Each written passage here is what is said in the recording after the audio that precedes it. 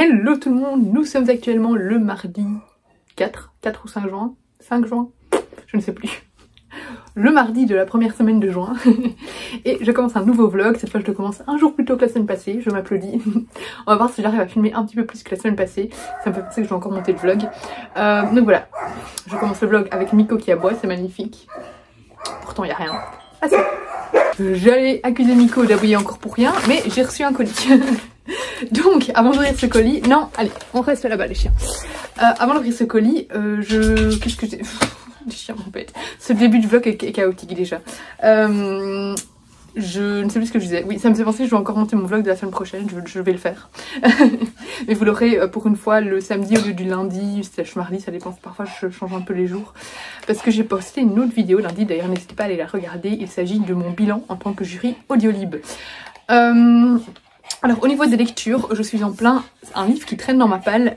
Alors qu'en fait j'adore. Je suis à fond dedans. Mais en fait je sais pas pourquoi je l'ai pas sorti de ma palle. Peut-être parce que à chaque fois que je choisis un livre dans ma page, j'essaie d'en prendre les pas trop gros pour avancer un petit peu dans mes services presse. Et du coup celui-là traîne alors qu'en fait il est écrit en hyper grand et il se lit assez vite. Donc il s'agit de Le cycle des secrets, le tome 1, Les marches des géants de Manon Fargeton. Et voilà, je suis très bien dans l'univers. Ici on est dans un... En fait on suit un personnage, Equinox, qui... plusieurs siècles auparavant a découvert avec l'équipage d'un bateau qui a fait naufrage un masque caché sur une île. Ils vont tous toucher le masque en même temps et ça va leur donner des pouvoirs. Et on va la retrouver plusieurs siècles plus tard en tant que magicienne du coup avec ses pouvoirs. Voilà, je vais pas vous en dire beaucoup plus. Il faut savoir que ce masque a une certaine menace sur eux dans le sens où en fait ils se sont rendus compte que quand l'un d'entre eux meurt, et eh bien les autres acquièrent plus de pouvoir, donc forcément la soif de pouvoir fait que bah voilà, ils risquent de s'entretuer à tout moment. Et donc on la retrouve plusieurs siècles plus tard, c'est très dur à expliquer, où elle en fait se sert de la magie des secrets, du pouvoir des secrets pour agrandir ses pouvoirs. Pour une future peut-être confrontation avec une des autres personnes qui a trouvé le masque avec elle. Mon résumé est hyper flou. Et on suit en même temps Laura avec un O, qui est une jeune femme qui vient du clan des marins. Et voilà, je vais pas vous en dire plus parce que je sais pas du tout ce qui est dit. Voilà, on dit juste elle, voilà. Si, on va suivre, c'est dit.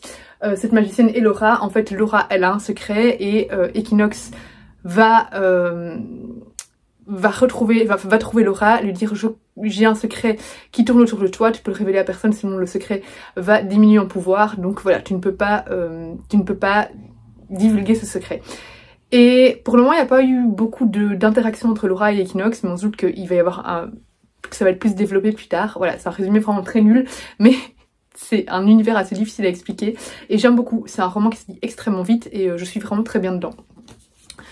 Je suis aussi plongée dans La fabuleuse laverie de Marigold, mais j'en suis qu'au début. C'est un livre de littérature coréenne, donc finalement assez philosophique, très calme, vous savez, un peu dans les plumes asiatiques où on a des petites leçons de vie en fait très présentes dans le récit. Ici en fait on suit une sorte de magicienne aussi qui a ouvert une laverie pour laver les âmes des gens. Donc les humains peuvent se rendre chez elle pour effacer certains regrets, certains choix de leur vie. Et voilà, du coup, pour le moment, on rencontre à chaque fois une personne différente, on apprend à découvrir son histoire, et voilà, il y a à chaque fois quelque chose qui tourne autour. J'en suis vraiment qu'au début, du coup, je sais pas encore vous en dire grand chose. Niveau réception, j'ai reçu 2 BD. J'ai reçu cette BD déjà, mais je me souviens pas l'avoir demandé, parce que ça m'intéresse pas, donc c'est bizarre. Un dernier tour de terrain. C'est sur le métier des agents de foot. Et j'ai reçu, donc ça c'est de Les Aventuriers d'ailleurs. Et là de Grand Angle j'ai reçu Bertie et Lassiter qui est, il me semble, plus un roman policier, enfin roman policier, un thriller / une BD policière. J'ai reçu un livre qui sort en septembre, j'ai trop hâte d'avoir le livre dans sa version définitive. Et donc là ce sont les épreuves non corrigées. C'est Le sorcier de Monde de Brume de David Brie, qui est un auteur que j'aime beaucoup. Et donc voilà, c'est un nouveau roman jeunesse qui sort chez Nathan. Et on va voir quel est le dernier colis. Ah non, j'ai encore reçu le tome 2 de La Fille Renard chez PKJ, j'avais beaucoup aimé le 1, donc j'ai hâte de découvrir la suite des aventures de cette petite fille qu'on suivait dans le tome 1. C'est trop drôle. Et voilà ce que je reçois maintenant.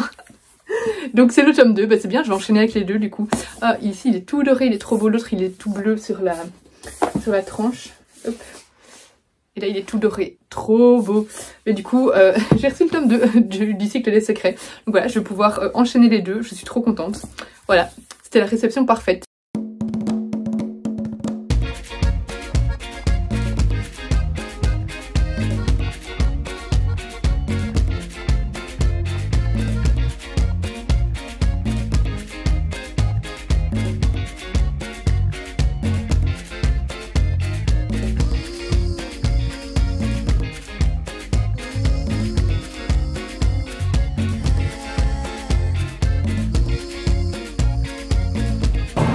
Go courir vu qu'on a enfin un rayon de soleil.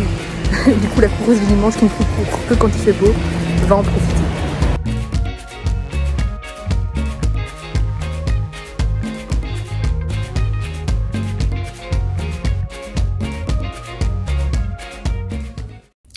Hello hello, on est vendredi matin, il y a plein de soleil. Je vous ai pas vraiment, en fait si, je vous ai repris, mais par petits coucou c'est moi, au fur et à mesure de la semaine.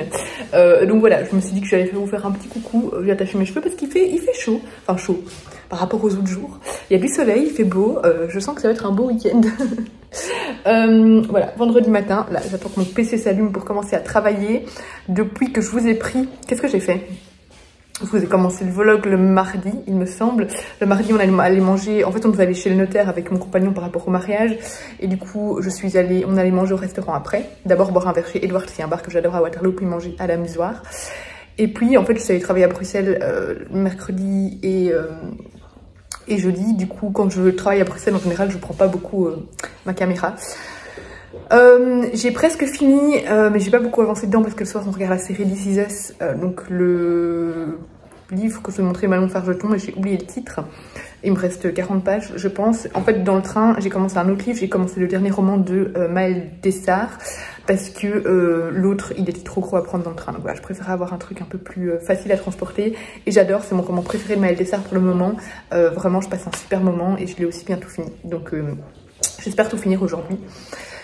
Quoi d'autre, j'ai commencé en audio, du coup je les ai en livre papier dans ma pile à lire, mais je l'ai commencé en audio.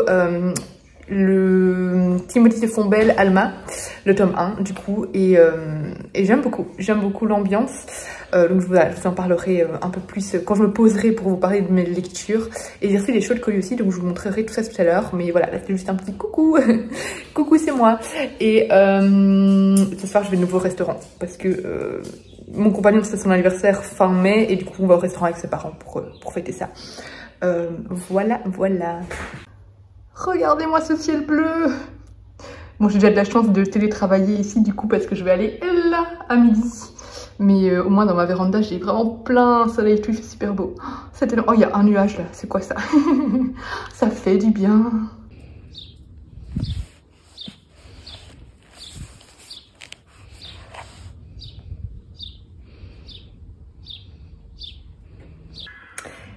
Hello, je viens vous parler de mes dernières lectures du coup, puisque je viens de finir à l'instant le livre de Manon Fargeton, donc le cycle des secrets, le tome 1, La marche des géants, et j'ai vraiment adoré. J'aurais dû le sortir de ma pile à lire beaucoup plus vite, mais en même temps, vu que je viens de recevoir le tome 2, c'est bien, je vais pouvoir enchaîner avec la suite. Ici, je vous ai déjà fait un résumé, c'est très compliqué de vous en parler, donc vous savez quoi, je vais lire le résumé qui est derrière parce que je pense que ça parlera mieux, voilà, ça vous résumera mieux l'histoire que ce que j'ai fait il y a quelques jours. Alors, quel est votre secret le plus puissant?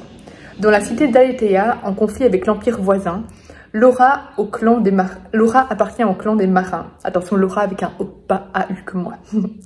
Isolée, décriée par son propre clan, la jeune fille tente de trouver sa place dans des jeux politiques troubles, entre trahison et complot meurtrier. Un soir, une magicienne redoutable entre en contact avec Laura.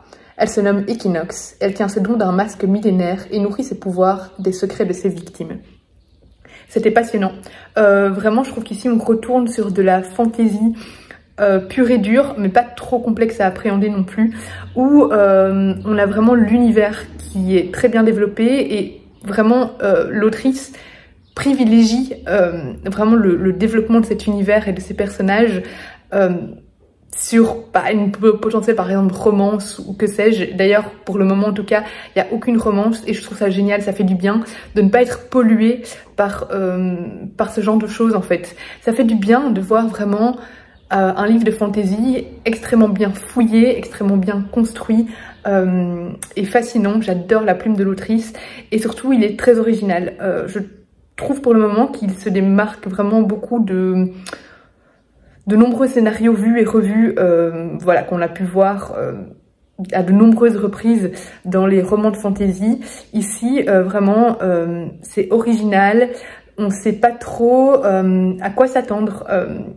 Je trouve, en fait, souvent quand on commence des livres de fantasy, on voit un peu le fil conducteur et ce qui va se passer assez vite.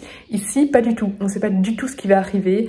Et ouais, franchement, j'adore l'univers, j'adore la plume, j'adore les personnages. Je les trouve fascinants, très bien construits, très bien développés et j'ai hâte de voir ce que va nous réserver la suite. J'ai lu du coup, hop, La fabuleuse laverie de Marigold. C'était sympa, mais c'est pas un roman. Je vous ai pas encore donné mon avis, hein, non, je crois pas. C'est pas un roman qui va me rester ancré en mémoire très longtemps. Je sais plus si j'ai déjà donné mon avis. Pas mémoire, au pire je supprimerai. En fait, donc ici on suit une jeune femme qui va ouvrir une laverie dans une ville, un village, et c'est une laverie en fait magique dans laquelle les gens peuvent effacer des mauvais souvenirs, changer un peu le cours, enfin changer un peu leur passé en fait, revenir sur certaines choses. On va rencontrer plusieurs personnages qui vont venir dans cette laverie pour diverses raisons. On va avoir un aperçu de leur vie, de leurs regrets, etc. Et du coup, bah, ça va être très philosophique en fait, très leçon de vie, très carpe diem aussi. C'est très en fait porté sur de bons sentiments.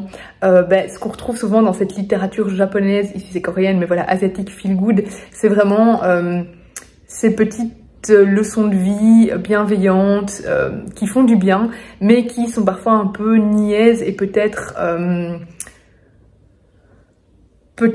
pas très innovantes, on va dire. C'est pas un livre où on en ressort en disant ah oui je me sens changée, vraiment ça m'a fait un bien incroyable, je revois mes perspectives, ma vision de voir, etc. Non, c'est pas, voilà, c'est pas très innovant à ce niveau-là. Après c'est un livre quand même assez cocooning où on se sent bien, on se laisse emporter par les pages et par en fait cet univers très réconfortant. Mais peut-être que voilà, c'était peut-être un petit peu trop niais et un peu à un moment, je me suis un petit peu lassée dans ma lecture. Donc voilà, c'était une bonne lecture, mais ça va pas me rester en mémoire pendant 3 siècles. Niveau réception, j'ai reçu ce roman de Hannah Chuk, donc c'est Emma et la Guilde de Minuit. J'ai un roman de cette autrice qui traîne dans ma pile à lire, que j'avais acheté en VO dans une belle version hardback. Et du coup, quand j'ai vu qu'elle sortait un roman chez PKJ, j'ai foncé dessus parce que en fait le roman précédent c'était Claire de Je suis jolie qui m'avait dit de foncer, que c'était génial, etc. Donc je l'avais acheté, je l'ai pas encore lu, mais ça m'a donné envie de découvrir encore un autre roman de cette autrice. Donc voilà, ça a l'air très chouette. J'ai reçu un colis de PKJ, je vous montrerai quand, en tournant la caméra. J'ai reçu une petite info confidentielle, mais je peux pas encore vous en parler. Alors Victor Dixon, si vous allez voir sur les réseaux, on a parlé. Mais dedans, il y avait un puzzle avec la couverture du prochain livre et je ne peux pas encore vous montrer, donc ce sera pour le prochain vlog si j'y pense. Sinon, j'ai fait un réel sur les réseaux sociaux qui sera publié le 14 juin dès que Page Turner, nos Bayard édition jeunesse, aura partagé la story avec toutes les révélations, etc. À ce moment-là, je pourrai partager mon réel. Donc voilà, n'hésitez pas à aller voir le 14 juin dans la soirée pour savoir c'est quoi. Là, je voulais juste faire un petit VIP. Et j'ai reçu des BD. Hop là.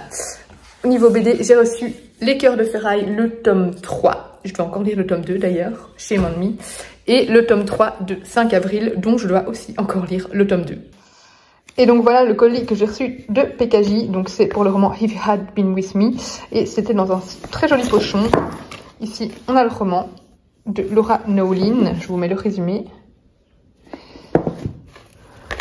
On a, hop là, ici une petite carte. On avait une sucette, mais je l'ai donnée à Enzo, une sucette en forme de cœur. Ici, on a un paquet de mouchoirs. Et hop là, une petite bougie avec de nouveau le dessin qu'on retrouve sur la couverture et c'est une bougie tarte au citron. Et je pense que c'était tout. Ouais, voilà. Samedi matin, je suis dehors avec un très beau soleil. Il est 7h30. Je suis trop contente, je vis ma meilleure vie. Je vous prends pour vous faire un petit coucou. On est samedi, il est presque 11h. J'ai rendez-vous là à Braine-l'Alleud pour aller essayer ma robe de mariée qui est arrivée il y a 3 semaines, quelque chose comme ça. Donc là, c'est le premier essayage pour voir les retouches qui devront être faites. Je voudrais y retourner un mois avant le mariage pour pouvoir voir si ça va toujours bien, s'il faut refaire des retouches, etc. Donc voilà, là je suis 10 minutes trop tôt, du coup j'attends un petit peu dans la voiture, mais je vais y aller doucement. Et cet après-midi, enfin à midi, non, à 13h, on est attendu chez un cousin de mon compagnon. Il a plusieurs cousins qui sont dans la même tranche d'âge que nous, du coup on va aller manger chez eux. Sûrement un barbecue, j'imagine. Voilà, il fait plein soleil, je suis trop contente, ça fait du bien.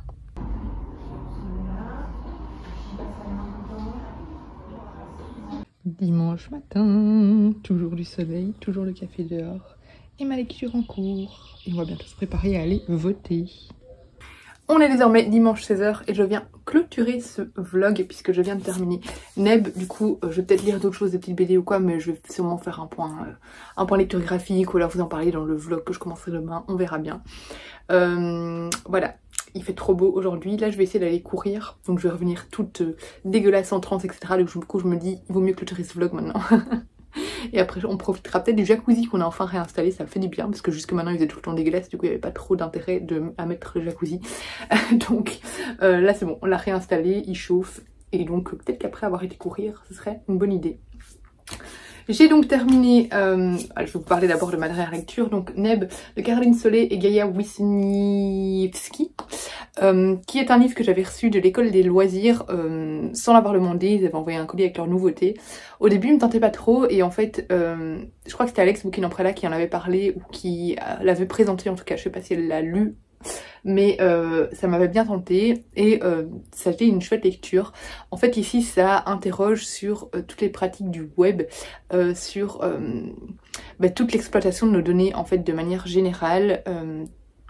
En fait c'est un livre donc à destination des jeunes lecteurs mais qui sont justement la principale cible entre autres, hein, et évidemment nous en tant qu'adultes on l'est aussi, mais qui se rendent peut-être pas compte en fait à quel point leurs données sont exploitées, à quel point ils sont espionnés, à quel point ils donnent accès en fait à tout quand ils rendent des données sur internet et sur les réseaux sociaux notamment. Ici on suit Alex qui va commencer à jouer à un jeu et ce jeu va devenir une obsession. Ça va l'empêcher de dormir, de vivre en fait tout simplement. Ses performances scolaires vont clairement diminuer, ses rapports avec son père vont devenir catastrophiques. Enfin voilà, ça va avoir un gros impact sur sa vie. Et donc voilà, c'est un livre vraiment très intéressant et très bien fait justement qui interroge sur l'univers numérique en fait, sur toutes les dérives, sur à quel point il est facile de devenir la cible des réseaux sociaux, à quel point on est accro aux réseaux, aux jeux, à cause de tous les stimuli en fait, à cause de... En fait tout est pensé pour nous rendre obsédés par les réseaux sociaux, par ce besoin... c'est comme une addiction, enfin c'est une addiction en fait, ce besoin de voir des likes, d'avoir des réactions, etc. Et du coup j'ai trouvé que c'était une réflexion très intéressante et je trouve ça très chouette d'aborder ça avec les jeunes.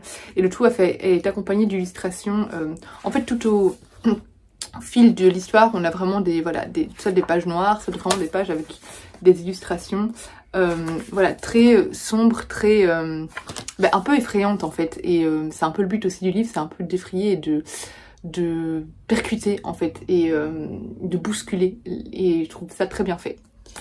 J'ai lu un autre livre assez engagé et intéressant pour les jeunes, c'est Pretzel Break de Maëlle Dessart, qui est mon préféré de l'autrice dans tous les romans que j'ai pu lire d'elle, puisqu'ici on suit, ça y est j'ai oublié son prénom, on suit Victoire. En plus c'était facile son prénom. On suit Victoire parce qu'il y a tout un jeu. En fait Victoire c'est son prénom mais elle est habitée par Défaite. Défaite qui est une petite voix dans sa tête qui ne fait qu'à rabaisser depuis cet été. Cet été son corps a changé, c'est une adolescente donc elle a pris de la poitrine. elle a eu des évolutions, notamment au niveau de sa peau, de son corps, elle a pris peut-être un peu de gras, enfin voilà, elle se déteste en fait depuis cet été, et son retour à la vie scolaire du coup va très mal se passer, elle va pas vouloir se confronter au regard des autres, elle a l'impression que tout le monde va la juger, tout le monde va regarder sa poitrine, va regarder ses bourrelets, va regarder, enfin voilà, qu'elle va pas pouvoir reprendre une vie sociale normale. Elle est aussi obsédée par son nez. Et elle va sécher les cours.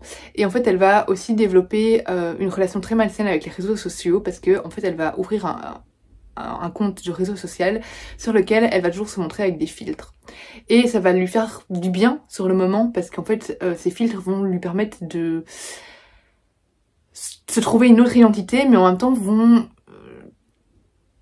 ça l'empêche de confronter le vrai problème et ça la conforte en fait elle n'existe plus qu'à travers les filtres et elle ne se sent plus belle qu'à travers des filtres et donc ça remet en question notamment tous ces filtres qui effacent le vrai visage des gens, qui effacent la nature humaine et tous les défauts qui sont naturels en fait, les petits boutons, les petites rougeurs, etc. On n'est pas parfait et ces filtres donnent une impression de perfection qui n'est pas réelle en fait.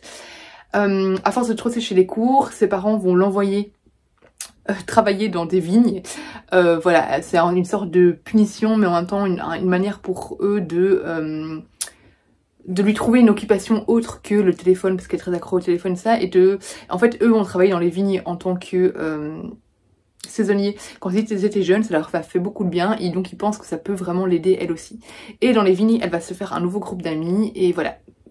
Je vous en dis pas plus, mais c'était un livre qui était très intéressant, qui parle de sujets lourds comme le deuil, comme une vision très péjorative de soi. Vraiment, on a un peu un côté maladie mentale. On nous dit ici à la fin tous les notamment ça fait mention de consommation d'alcool, accident, deuil, internement, trouble dysmorphique corporel. Voilà, donc les sujets sont quand même assez lourds, mais je trouve que c'est abordé avec beaucoup d'humanité, beaucoup de bienveillance, quand même quelques notes de légèreté, enfin beaucoup de légèreté en fait. On traite les sujets lourds avec sérieux, mais légèreté en même temps. J'ai adoré les personnages. Au début, j'avais un peu peur qu'on parte un peu trop vers des personnages manichéens, mais en fait pas du tout. Ils ont tous de multiples facettes très intéressantes qu'on va découvrir au fur et à mesure du récit. C'est très bien écrit, c'est pétillant, c'est humain, on se sent, on a automatiquement de l'empathie envers les personnages et surtout on peut se reconnaître dans certains personnages. Moi je me suis beaucoup reconnue en Victoire quand j'étais ado. Voilà, ça m'a rappelé beaucoup de choses en fait. Et donc voilà, je trouve ça très important d'aborder ce genre de choses avec un public du coup adolescent et de peut-être leur permettre de se montrer qu'ils sont pas seuls et qu'il y a des solutions et que les réseaux sociaux c'est pas spécialement la meilleure solution, que les filtres c'est pas réel et que se refermer sur soi-même, rejeter les autres par peur de l'image qu'ils peuvent avoir de nous, c'est pas la solution non plus et je trouve ça très bien abordé. J'ai terminé le tome 1 en audio du coup de Alma, Le vent se lève et j'ai bien entamé le tome 2 là en audio mais du coup il n'est pas encore fini. C'était une très chouette découverte. En fait ici on est en 1746, c'est ça 1786, je me corrige juste, j'ai 40 ans. Et on va suivre plusieurs personnages, notamment Alma qui est une jeune fille noire qui vit de manière très isolée avec ses parents. En fait, ils ne savent pas quitter leur village parce qu'il y a une grande falaise. Mais Alma, elle a trouvé un chemin pour pouvoir s'échapper. Elle va en parler à son frère, son petit frère. Et son petit frère va décider de partir à l'aventure et de partir en fait. Et du coup, Alma, se sentant très coupable forcément, va chercher à le retrouver. Donc elle va aussi partir, laisser sa mère et son frère. Son père lui est déjà parti chercher le frère, mais voilà, ils partent séparément. Et on va suivre en même temps, j'ai oublié son nom, Joseph Mars, qui lui est un passager clandestin, c'est aussi un enfant, qui va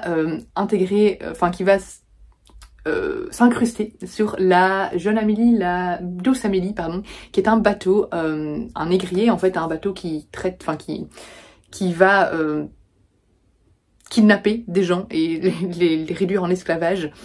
Les gens, c'est des noirs, hein, ils kidnappent des noirs et les réduisent en esclavage et il va intégrer ce bateau. enfin, comment vous en parler? Il va intégrer ce bateau et arriver à se faire accepter par le capitaine en lui faisant croire, en lui faisant croire qu'il y a un gros trésor à trouver et qu'il peut l'aider. Je vous en dirai pas plus, mais j'ai trouvé ce livre vraiment extrêmement bien écrit. C'est une histoire qui aborde, très engagée, qui aborde des sujets vraiment très importants. C'est un récit vraiment très prenant, c'est adapté aux jeunes lecteurs et du coup ça prend son temps au niveau de l'intrigue, on explique pas mal les choses, c'est bien développé, c'est vraiment, les personnages sont très chouettes, c'est riche en aventures, riche en rebondissements, c'était vraiment... c'était époustouflant, j'ai vraiment adoré ce roman et là j'ai juste envie d'enchaîner toute la trilogie, c'est pour ça que j'ai déjà commencé le 2. J'ai vraiment adoré la plume de l'auteur, les personnages, tous les rebondissements, c'est vraiment épique en fait et c'est très très très bien écrit et voilà, c'est mon premier roman de Timothy de Fontbelle et c'est une très belle découverte. Je pense que c'est tout au niveau des lectures. Est-ce que j'ai lu autre chose en audio? Je ne sais plus maintenant. Bah à part Alma. Non. Non, voilà, c'est tout du coup pour ce vlog, j'espère qu'il vous aura plu, je pense que j'ai filmé un petit peu plus que pour la semaine passée. On se retrouve la semaine prochaine pour une prochaine vidéo, je vous fais des gros bisous et je vous dis à bientôt pour une prochaine vidéo.